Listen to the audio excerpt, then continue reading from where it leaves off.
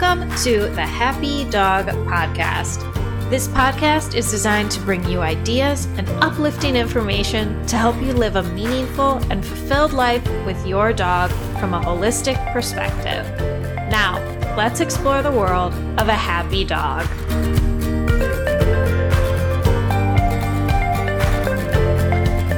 Welcome to another episode of the Happy Dog Podcast. I'm here with Marney Prince. After 8 years as a vet tech in a Western veterinary practice, Marney pursued a path to study natural nutrition for small animals and traditional Chinese food therapy.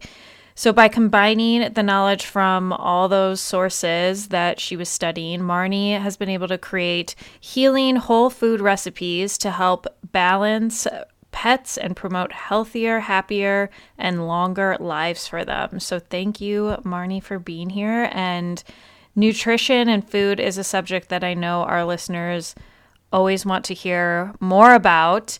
So why don't you go ahead and kind of start off by talking about your background a little bit. Okay, well, thanks so much for having me here. I'm really excited to reach your listeners as well. Well, my background, I was working as a vet tech in Western medicine at just our local vet clinic in the small town I lived in, and got really close with the animals I was working with. I just fell in love with them. It was my job in the clinic to buy all the food or to purchase all the food for everyone to sell and to know what I was selling. And I just was really disenchanted with the options that were out there. I mean, it seemed like we had this amazing high-tech level of medicine that we were practicing, and then the food options we were offering were crap. I mean, for lack of a better term, I don't have a bigger word for that one. Yeah. It didn't resonate with me. It didn't feel like I was, doing my job by offering this and honoring the animals. I mean, you certainly don't get into any part of the veterinary field if you're really looking to make money. So, I mean, I wasn't doing it for any kind of money. I was doing it because I wanted to heal animals, and I just didn't feel like the options that were out there were great. And given this was like 2007 and leading up to that. So at that point, I left Western medicine and I went back to school and took a course to become a holistic chef for animals, and then followed it up with studying traditional Chinese food therapy, which is really kind of where we found our niche with the company and where I have come to like a higher level of understanding when I can evaluate animals. And basically all that does is it just gives you a different perspective of looking at the animal as a whole being, and through imbalances and through their constitutional aspects, and just really seeing them as the whole being as opposed to seeing parts. Like we see ear infections.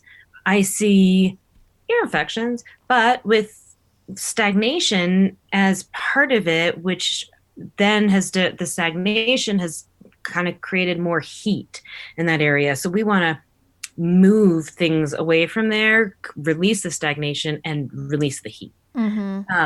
So that's, so then I started, basically I did a bunch of studying. I've probably never actually stopped studying, but I started making food for my pets and then my family and my friends, and really proved to myself that I was onto something, and then it worked. And these pets their lives were thriving. They were becoming more balanced, happier, healthier, and I was accomplishing what I wanted to accomplish. And so I started my business, and that was January of 2014. And since then, I've developed it locally and brought on a partner, Carol Bramson. In 2016, we met and we kind of finalized our everything and started working together in 2017. And Carol really brings to the table a huge background in healthy living products for humans. And so she's really kind of taken to her new dog, first dog she's ever had, and loves to feed him real food, and really resonates with this. So we partnered up, and I get to now really just concentrate on working with the animals, working with the food, and developing this pet assessment that is the assessment that I've always done on animals. It's just a one-on-one consultation that we've now created an algorithm around, and it just asks you a bunch of questions that look at the animal in both perspectives and develops a recommendation for food is all it does. It kind of gives you a pathway to understanding your dog if it falls into a cooling, neutral, or warming category. And then just recommends the most appropriate foods, supplements, and treats for you. That's awesome. So we've been busy. Yeah, I bet. And so your business is called Side by Side Pet, and you're in Telluride, and then you have a location in Chicago, which is how I learned about you. And so let's talk a little bit more about your philosophy. Well, not your philosophy, but the philosophies around Eastern food therapy, and that's what your company is basically founded on, correct? Well, I think that our company is really balanced on balance, or really created on balance. And that's the balance of the traditional Chinese food therapy. But also, I have to, admit that I have a background in Western medicine. I want the numbers. I want the nutritional data. Yes. It's really important to me to make the complete and balanced standards that are set by the AFCO.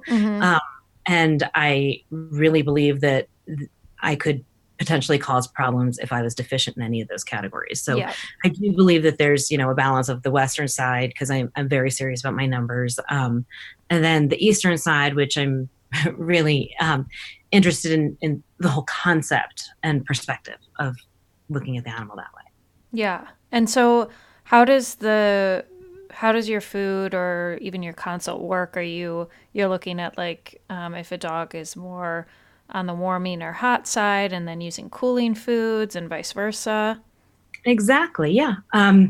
Probably a lot like, probably a lot like what you do, as far as looking at the pet and understanding where their imbalances lie. And basically, if you see a lot of ear infections and urinary tract infections and hot spots and allergies, food allergies, seasonal allergies, it really kind of tends to correlate to dogs that run warm. And then we just balance them with a cooling food. We find out which foods are appropriate for them, and we feed them to them. Easy enough. And then the foods that we have 5 different recipes. We have 2 cooling, 2 neutral, and 1 warming recipe.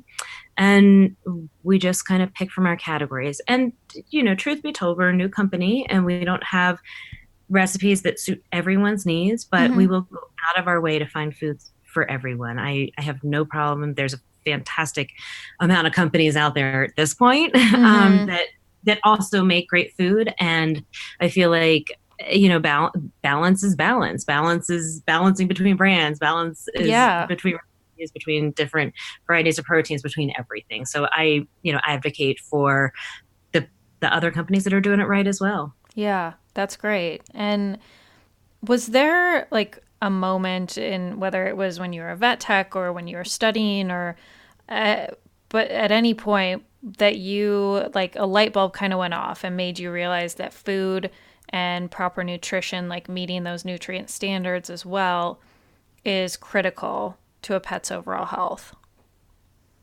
Well, yes. It's a little embarrassing because it's a really personal story, but it was when I had my second son. He was an infant, and he was just not thriving, not doing great, not gaining weight. And I found, I was feeding him. So I needed to figure out a way to feed myself in order to feed him right. And started to understand what different foods do to you and how you digest them and what you take in. And it was really, educational, and changed my life and my body dynamically, as well as, really changed my son's life and body dynamically. And it was kind of that aha moment. I was like, I'm not going back to Western medicine. I'm going to figure this out. I'm like, it's food. And we are as domesticated as they get. We're humans. And we developed that. But dogs have only been domesticated for, 5,000-6,000 years tops. They are more inherently wild than we are, and they're more obligated carnivores. So feeding them real food is really important. If we Mm-hmm. process their food and overheat it and then put a bunch of synthetic vitamins, minerals, and pelletants on there, we are not serving our pets right. For in their best interest or for their best health anyway. Yeah. You know, with the best intentions. I mean, Mm-hmm. I don't know anyone really that doesn't love their pet and want to feed them the best, but but people don't, um, don't necessarily understand what the differences are and how, whole foods can, and staying away from synthetic vitamins and minerals, um, and staying away from over processing foods, is so important to their longevity of their dog. Mm-hmm.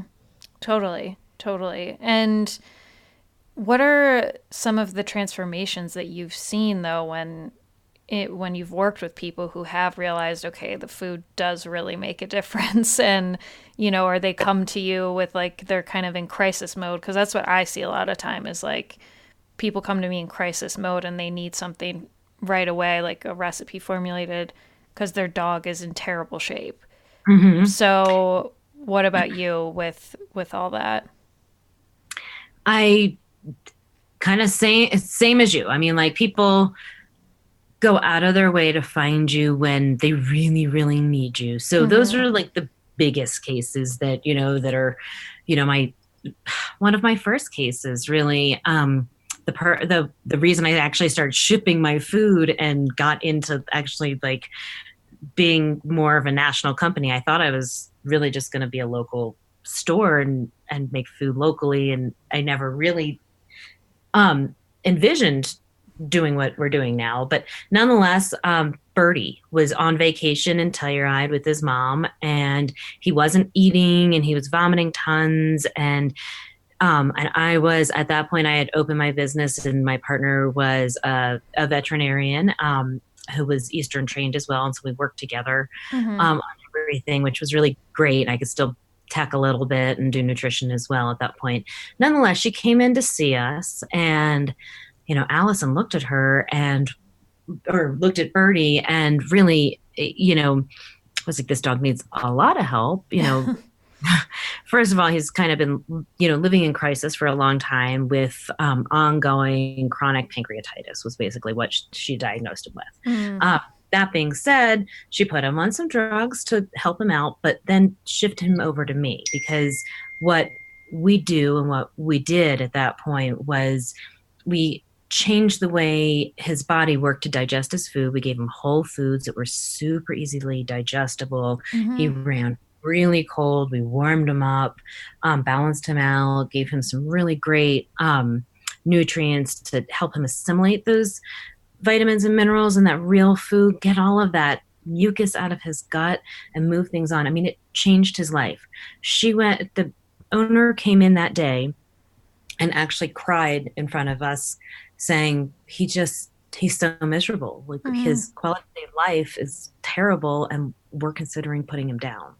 And also said, no, like it's probably not, it's not his time yet if you can take these steps to help him out. But yes, and the way he's going right now, like you might as well. Mm-hmm. But we got, she put him on some medications and I put him on some food, and his life changed dramatically within a month. And he's like almost 15 years old. Oh my God.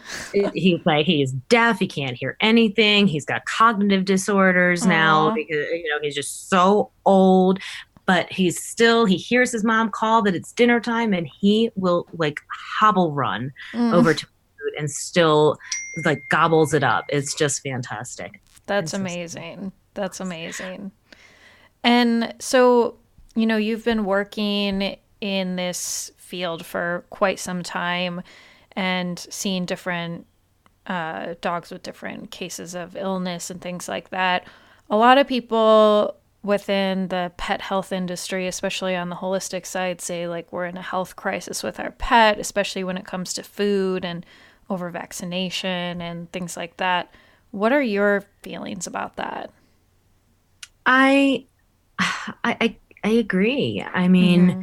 I feel like, I feel like at the most basic level, we're in a crisis mode as far as our earth goes. I mean, our soil is so deficient. Mm-hmm. It's almost impossible to grow food that it produces all of the nutrients that we need. It's super sad. And then every level above that, the soil's you know, really adulterated. The animals that we're raising to eat and put in the food are really adulterated. The processes we use to make the food in general and what we've been doing for the last 50 years or so is is as horrible and adulterating as it can get and over processed. I mean, yeah, we need to advocate for our pets and, and really try our hardest to, take it down and maybe just start at the point where we're not going to feed the processed food and we're going to be really conscious of how the animals are raised that are going into our food and the care that's taken and the way that they are harvested Mm-hmm.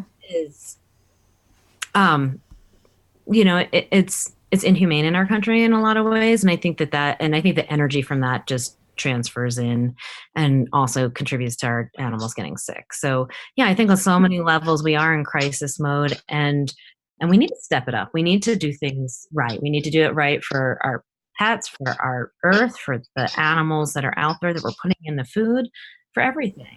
Yeah. No, I totally agree with you. And I just think that our dogs or our pets, whether you have cats or dogs or chickens, are they're so dependent on the earth, and it's really what can ground them a lot of times, and they play in it and they want to be in dirt and things like that. And when you think about our earth suffering, just like on that level, it's really eye-opening. So it's great though that there's people like you out there who are wanting to make that difference and wanting food to come from sustainable places for our pets, because so much of their environment is polluted right now. In a sense, our environment is polluted. And so when it comes to your dogs and things that you've learned from them or how they've impacted your work, can you speak a little bit about that, like maybe how they help shape some of the food or anything? Oh, absolutely. Well, actually, if you don't mind, I'd love to take a step back. And you just made a comment and said that that we're, excuse me, conscious about the earth Mm-hmm. um, and the animals. I just kind of want to give one little, Yeah, go for it. push for. We're coming out with a new freeze dried large dog format, and one of the really exciting ingredients that we've been able to source is Asian carp. And you wouldn't think Asian carp is like a great local fish, but what happened was, as what happens a lot all over the earth, is people had introduced Asian carp into the Mississippi, Mm-hmm. and they're such a healthy, hearty, strong fish that they are eating all the other fish and ruining the ecosystem and moving their way up the Mississippi and threatening to take over Lake Michigan, which is a pretty sucky thing in general. Mm-hmm. So they are trying to fish out all these Asian carp, but it's not on everybody's menus. So they're having a hard time finding, you know, buyers for it. We are now becoming a buyer for it because we can take a super healthy local fish, which is harvested within 400 miles and under ethical and sustainable parameters, I guess Mm-hmm. we'd say, and really be able to use in our food. And it comes out with higher vitamin E levels than even the wild salmon that we were sourcing from Alaska. Wow. Hmm. And I really hate to fight for this human grade salmon in Alaska because there's not really that much of it. And Right.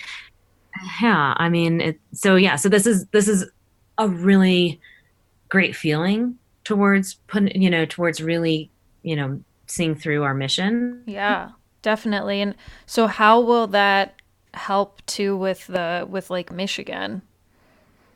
Well, hopefully, it just kind of supports the industry that is making the effort to pull the carp from the river and be able to take them, make it a healthy river and a healthy ecosystem again. And so by Awesome. being able Yeah. to, for them to not trash these, trash these fish. These are super healthy, awesome fish. Like we should never, kill anything and throw it away. We should of course eat it. So there's a great way to utilize these lives and deem nutrition from it. Definitely. Yeah. That's very cool. I didn't know that that was going on. I knew that we have a lot of carp in Lake Michigan, that's for sure. But that's great that they're working towards a solution and that you all are a part of it. So that's awesome. Yeah, thank you. Well, and so now tell us a little bit about how your own dogs have impacted the work that you've done in the past and started with the business and all that. Well, actually, our DBA of our company is Side by Side, but the corporation name is Hobby Incorporated because Hobby was my first dog that I got as an adult, and he was a border collie mix. And I don't know if anyone's had border collies out there, but they are crazy. And this dog would run and run and run and became super arthritic by the time he was 11. And I live in the mountains and I'm a mountain girl and I love to hike. And in the summers, I do 14ers a bunch. And if that's like 14,000 foot mountains and I want my dog to go with me because honestly, I don't want to be in the mountains by myself without him. And it was super sad. I mean, by the time he was 11, he couldn't go with me. I started making his food that year and buying, I know it's gross, but buying beef tracheas from a local rancher. He would harvest them for me because they're really high in glucosamine. And I figure maybe a natural source of glucosamine would be better than, that Glycoflex that I was getting from the vet clinic. Yeah. And it was amazing. So by the next summer, he had taken off like 6 pounds, which he was chubby. He never was able to, like, as much as I exercised him, I just couldn't keep the weight off. And I'm a treater for sure. I can't say that it's for like I starved him by any means, but nonetheless, he lost a bunch of weight and he was hiking with me. I mean, we got up to like, not quite up to 13,000 feet that next summer, but he was hiking with me when he was 12, when he was 13, and when he was 14, he was really slow. It wasn't really fun to hike with him anymore.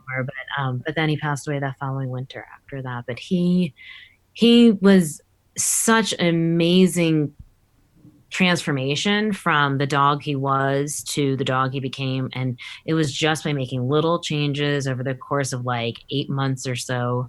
And his entire body changed. Not only that, but his disposition changed too. He became a lot nicer. I mean, he was sort of aggressive before that. Oh, interesting. Yeah.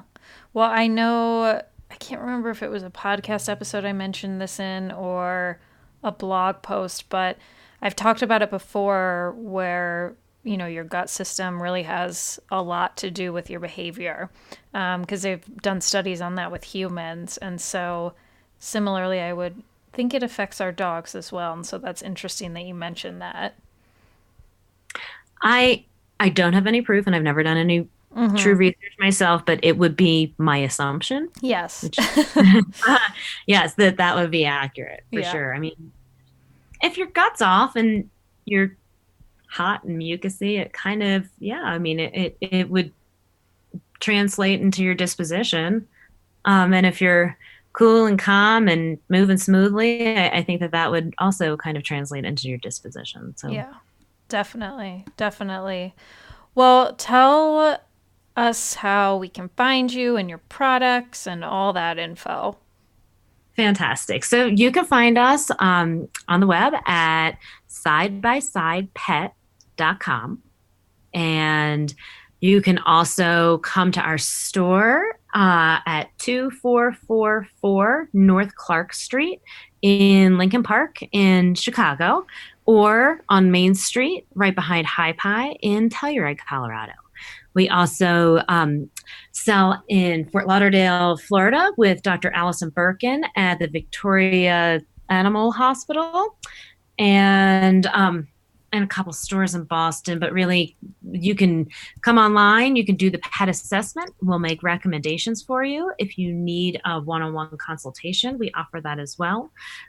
And we'd love to bring, more dogs into our family, and soon cats. We're working on developing a couple of recipes for cats that they actually enjoy and are healthy. That's really awesome. hard. Yeah. Well, that's amazing. And thank you so much for all the work you're doing. I know it's not easy and it takes a lot of work. So thank you, and congrats on the store opening here in Chicago. I know it's been really great, and I see events happening all the time there. Yes, we're trying. We're really trying to make a community and educate people and bring them in and help them to learn why we're doing what we're doing. We're not just trying to sell some new brand of food. We're trying to help their animals. Yeah, totally. That's amazing. Well, thank you so much, Marney, and thank you everyone for listening. We'll see you next time on another episode of the Happy Dog Podcast.